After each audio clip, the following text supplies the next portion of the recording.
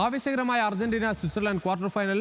കായിക മന്ത്രി ഒ.ജെ. ജനീഷ്, മുൻ എം.പി ടി.എൻ. പ്രതാപനൊപ്പം ബിഗ് സ്ക്രീനിലാണ് കണ്ടത്.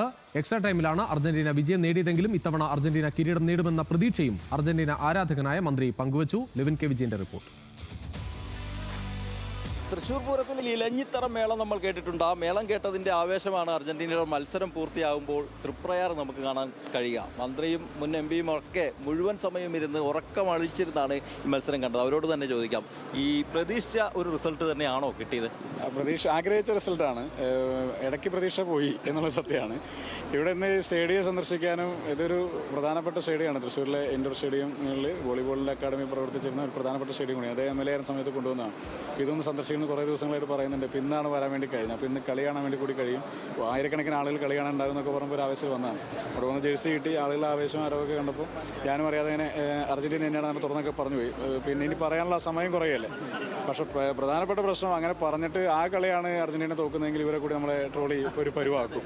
അപ്പോൾ ആ ഒരു ആശങ്കയാണ് ആകെ ഉണ്ടായിരുന്നത്. ആദ്യ 10 മിനിറ്റിൽ ഗോളടിച്ചപ്പോൾ നമ്മൾ ജയിക്കുന്നു. പക്ഷേ കുറച്ച് കഴിഞ്ഞപ്പോൾ പെട്ടെന്ന് സ്വിറ്റ്സർലൻഡിൻ്റെ കളിയുടെ വേഗമൊക്കെ മാറി അവർ തിരിച്ചടിച്ചു. രണ്ടാം പകുതി പിന്നെ പ്രത്യേകിച്ച് മുന്നോട്ട് പോയില്ല. എക്സ്ട്രാ ടൈമിലേക്ക് വന്നു. ആ എക്സ്ട്രാ ടൈമിൽ അവസാന നിമിഷത്തിലാണ് 2 ഗോൾ വന്നത്. അപ്പോൾ ഇതിനിടയിൽ പാഴായിപ്പോയ ഒരുപാട് അവസരങ്ങളുണ്ടായിരുന്നു. പക്ഷേ സ്വിറ്റ്സർലൻഡ് 10 പേരെ വെച്ചിട്ടാണ് കളിച്ചത്. ഒരു പ്രധാനപ്പെട്ട ബ്രീൽ പുറത്തു പോയിട്ട് പോലും, കളിക്കാരൻ ബ്രീൽ പുറത്തു പോയിട്ട് പോലും അവർ കാഴ്ചവെച്ചൊരു പ്രതിരോധമുണ്ട്. അത് ഫുട്ബോളിൻ്റെ ഒക്കെ ഒരു സൗന്ദര്യങ്ങളാണ് നമ്മൾ കണ്ടുകൊണ്ടിരിക്കുന്നത്. ഇങ്ങനെ അൺഎക്സ്പെക്റ്റഡായ സാഹചര്യം ഉണ്ടാവുക, അൺപ്രഡിക്റ്റബിളായ രീതിയിൽ കളി മുന്നോട്ട് പോവുക. ഏറ്റവും അവസാനം ഒരു ടീം വിജയിക്കും. വിജയിച്ച ടീം അർജന്റീന തന്നെയാണ് എന്നുള്ളൊരു സന്തോഷം. വിജയിച്ചതിൽ സന്തോഷം അങ്ങേറ്റത്തുണ്ട്. അല്ല, ഇന്ന് ഇത് തുറന്ന് പറഞ്ഞിട്ട് പിന്നെ ഇന്ന് വിജയിച്ചില്ലെങ്കിൽ ഞാൻ ആകെ പരിപ്പാവില്ലേ. അപ്പോൾ അതുകൊണ്ട് ഇന്ന് അർജന്റീന വിജയിച്ചാലാണ് സന്തോഷം. ഫൈനലിലേക്ക് ഒന്ന് പറഞ്ഞായിരുന്നു, സ്വിറ്റ്സർലൻഡ് കളിച്ചൊരു കളിയുണ്ട് ഈ 10 പേരെ വെച്ചിട്ട്. ആദ്യത്തെ 10 മിനിറ്റ് ഗോള് വീണെങ്കിലും അവരെപ്പോഴും തിരിച്ചടിക്കുമെന്നുള്ള ഒരു ഉറച്ച വിശ്വാസത്തോടു കൂടിയാണ്. പ്രതിരോധത്തിൽ അവർ ആത്മവിശ്വാസം, 2 പ്രതിരോധത്തിൽ അവരുടെ മികവ്, അതേപോലെ തന്നെ അറ്റാക്കിലും ഒരേപോലെ ഡിഫൻഡിലും അറ്റാക്കിലും മാറി കയറി മറിഞ്ഞും വേഗത, ഫിനിഷിങ്, ഇതിൽ സ്വിറ്റ്സർലൻഡ് സൈലോട്ട് കൊടുക്കാതിരിക്കാൻ ഓർത്തില്ല. ഒരു ബിഗ് സൈലോട്ടാണ്. ഒപ്പം എപ്പോഴും ഭാഗ്യം അർജന്റീന കൂടെ ഉണ്ട്. മെസ്സിക്ക് ഇന്ന് മിസ്സിങ്ങും പറ്റി. പക്ഷേ 3-1 അർജന്റീന ജയിച്ചു. മെസ്സി ഇന്നിപ്പോൾ അല്പം നിറം മങ്ങിയാലും അവിടെ മറ്റ് കളിക്കാരുണ്ടായി എന്നുള്ളതാണ്. ഇന്ന് ഒരു ടീം പ്ലേ ആണ് അർജന്റീനയുടെ പ്രത്യേകത. ഒരാൾ മുന്നിൽ നിർത്തുകയാണെങ്കിൽ പോലും അവർ ഗംഭീരമായ ഒരു ടീം പ്ലേ ഇന്ന് കാഴ്ചവെച്ചു. ആ ടീം പ്ലേക്ക് കിട്ടിയ കൂടി അംഗീകാരമാണ് അവരുടെ 3-1 വിജയം. ഇനിയുള്ള 2 മത്സരങ്ങൾ, ഒന്ന് കരുത്തരായ 2 ടീമുകളായിരിക്കുമല്ലോ സെമിയിലും ഫൈനലും വരിക. ഒന്ന് ഇംഗ്ലണ്ടാണെന്ന് ഉറപ്പിച്ചു. ഫൈനലിൽ അർജന്റീന കടക്കുമോ? എന്താണ് കരുതുന്നത്?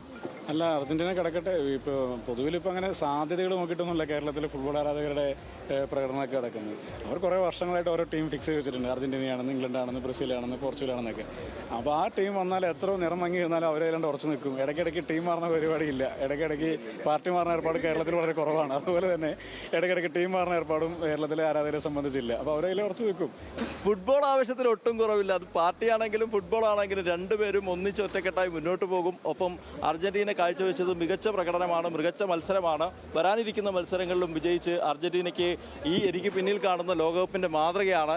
ഒറിജിനൽ കപ്പ് ഉയർത്താൻ കഴിയുമെന്ന് തന്നെയാണ് 2 പേരും പറയുന്നത്. ടി.എൻ. പ്രതാപനും ഒ.ജെ. ജനീഷും. ക്യാമറമാൻ രാഹുൽ സുദേവിനൊപ്പം ലെവിൻ കെ വിജയൻ, ന്യൂസ് മലയാളം, തൃശ്ശൂർ.